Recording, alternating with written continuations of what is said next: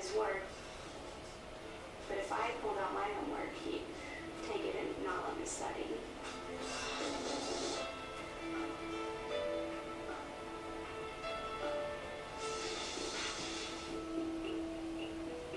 You know, I guess you start thinking you're not going to get another one. You know, you're willing to put up with anything. At least I was. It's like you forget details about the bad times, but you remember details about the good times. And I mean, it's a struggle because it's like 1 minute you're like, I want out of this, and I'm going to get out of this no matter what it takes. But then the next minute you're like, oh, I don't want it. And then you go back, and it's like it's off and on and off and on. And then as it starts to escalate and get worse, you kind of felt like you'll never find anybody else, or that if you do, they're going to all be that way. But when you sit there and forgive, they're going to start taking advantage of you and start respecting you. I was just depressed, and my grades had dropped. I had made all A's. You don't want to shower in the morning. You don't want to get up and shower. You just get up, put clothes on, go to school. If you're mentally abused, then that can shoot you down just as much as a just could.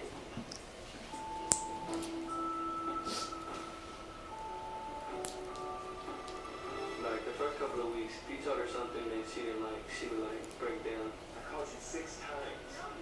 Yes, I did. Oh, I got no message. I called your mom. She didn't know where you were. I called your friends. They didn't know where you were. Oh, friends? Yeah, I called you.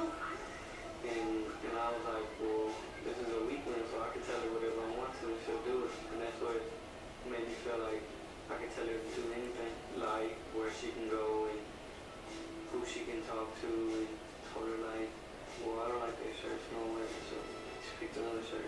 She was crying because I was doing all this stuff. At the time, it made me feel good. I just like the power to control.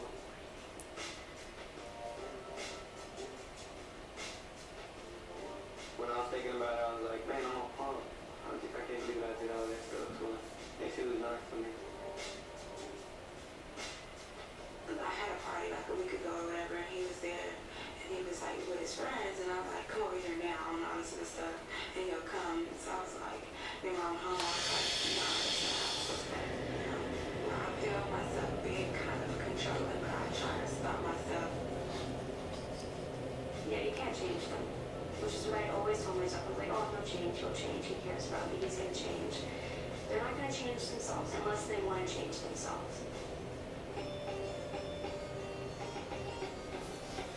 When I was in school, I didn't know any of the signs of controlling or abusive relationships until I got into one and I went to counseling. And then I learned, and now I see it all the time. It just happened in health class one day. We were watching, drama, the topic of abuse, and we were watching a video. And that's when it clicked. And the way that relationship was, exactly the way that mine and my boyfriend was. If your boyfriend starts telling you that it's not important to hang out with your family anymore, and that it's more important to hang out with him, that's the biggest warning sign ever. You know, I kind of felt bad about myself. I started wondering, what kind of person am I? What do I want out of life? Is this how I want to be treated for the rest of my life? This is I want respect. I want to be able to give someone respect. I want respect back.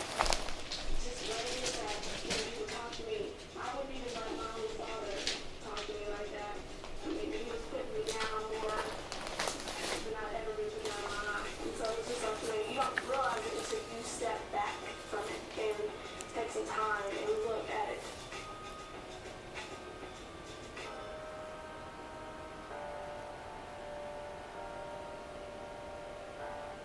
There was this one guy that tried talking to me while I was on the computer. Oh, you've got, if you give me your phone number, I wouldn't be so distracting. He got mad at me just because I told him to leave me alone, so he just started cursing me out. It's just a phone number. Why can't you just give it to me? God. It's just a phone number. Why is it such a Yeah, it's just a stupid computer. Whoops, wow. Yeah, see ya. I thought, like, what's going on? I mean, I don't even know you. And I just told the principal, and she was out with her, and she took care of it. Like, first time you even see them be abusive or, like,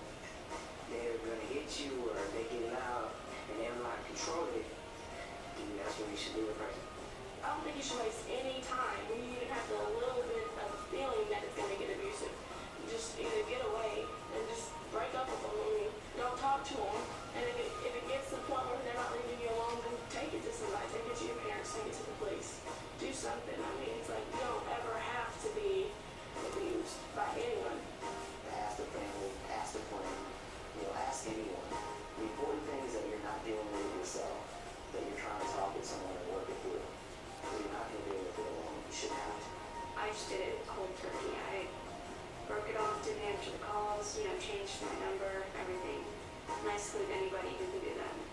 Get your stuff back on your feet, and then when you realize that you're not ready for a relationship again, you just know that person and know that he won't make the mistakes or she won't make the mistakes that your ex-boyfriend or girlfriend did. Think about before you start yelling and, you know, throwing things. You can always sit down and think about stuff. I mean, you can talk it out. There's a moment right before you hit someone that you can stop. You can say, wait a minute, you know, this is not right. Basically, you gotta give respect to get respect.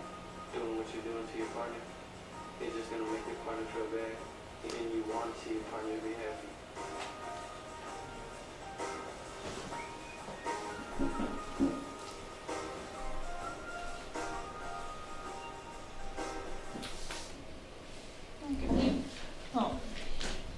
There were a couple of sites on there that if you know someone who's in this situation, or if you're in this type of situation, you can get some help. It's breakthecycle.org, National Domestic Violence Hotline, which is ndvh.org, and thesafeplace.org.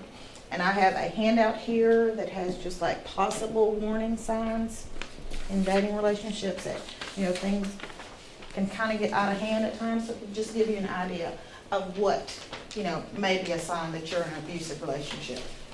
What's the stat? How many? I know, I'm sorry. I didn't really bring too many statistics today because I wanted to kind of talk to you girls on a basis where you would understand. But it's very prevalent, and the kind of technology we have today with cell phones, computers, you know, it's a lot easier to find yourself in a situation where it's abusive. You know, if somebody's sending you 60 texts a day, that's a problem. If someone always wants to know where you're at, that's a problem. If someone doesn't want you to be around your friends or your family, that's an issue as well. And as when you leave home, when you're in your parents' home, you're a lot safer, where they can kind of watch you and see what's going on. But if you leave and go to college, you're going to have that freedom. And you may be on the same campus with your boyfriend, and he could be with you all the time and may not want you to be with her friends. So those are just issues that could come up once you leave home. So if you're dealing with this type of situation, or you have a friend who's dealing with that type of situation, there is help out there. Don't feel that you're alone, because that's what happens a lot of times. You get so down and depressed, you think, I don't have anyone to turn to. But there's always someone, okay? And we already talked about this: signs of dating violence: pushing, slapping, verbal abuse, isolation from friends and family, and constant calls or texts. Any other signs? Can y'all think of anything? Look at the paper.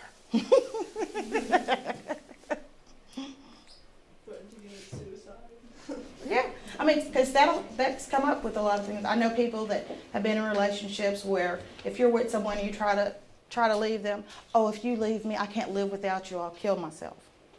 You know, that's in the same area as abuse, because they're holding you responsible for what they decide to do. Now, we don't want anyone to kill themselves, but that's when something else should come in. They need some counseling, some therapy. Someone needs to get involved, and you can't do that alone. Okay? And nightlife and safety. Now, this is something when you go to college, it really becomes a nightlife, because you are away from home. There's going to be parties on campuses, parties in people's, rooms, but always go out with your friends. Do not go to parties alone, okay?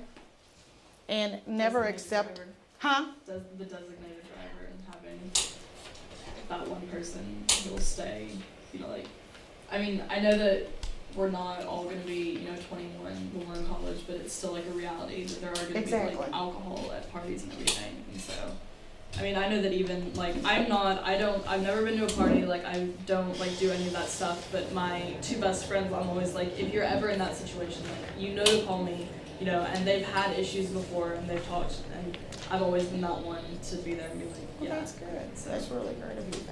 Because that is something to remember. Somebody's got to be responsible. And never accept a drink from a stranger. Because what could someone do to your drink? If they say, hey, I'm going to go get a drink. You want one? Oh, yeah. They bring you back a drink, give it to you. Next morning you wake up and you have no idea what happened. What happened to your drink between the time that person picked it up and they brought it to you? Yeah.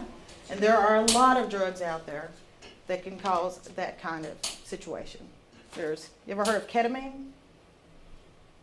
They use that in a, exactly. It's something that veterinarians use to tranquilize animals. Yeah. They're putting it in drinks now. And there's Rohypnol. And there's, what is it, GBD? Yeah. I mean, they're Just ecstasy. really get familiar with all Yeah. drugs. Know your drugs, but- know what they look like. yeah. I mean, I know that sounds crazy, but some kids, I mean, I was never exposed to a lot of drugs except No. for marijuana, basically, when I was a teenager. But now there's a lot, look, there's a you lot know, You more. should know what ecstasy looks like. There's lots of different types of it, but you should know what it looks like. Even if you have a headache, someone could think it's funny and give you ecstasy. Well, in the wrong dosage, it could kill you or Could make kill you you. very badly. So really get to know your drugs. Yeah. Don't take them. Just get to know what they Exactly. look like and what you should, what you should know about them. And the last thing, always have a plan for the end of the night. If you've came with your 2 girlfriends and you get separated at the, throughout the party, what are you gonna do when it's time to go? Meet somewhere. Have a meeting spot or something. Yeah. Make sure that you say, hey, at 12:30, I'm gonna be right here, you need to be here.